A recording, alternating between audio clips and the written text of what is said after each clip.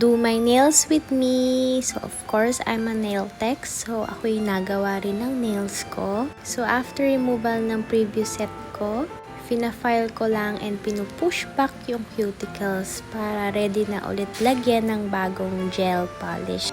So, pag alam kong may lakad ako that month, naka-extensions ako. Pero kapag typical day lang naman guys, is nag-gel polish lang ako. So, yung gamit kong nail grit dyan is 180.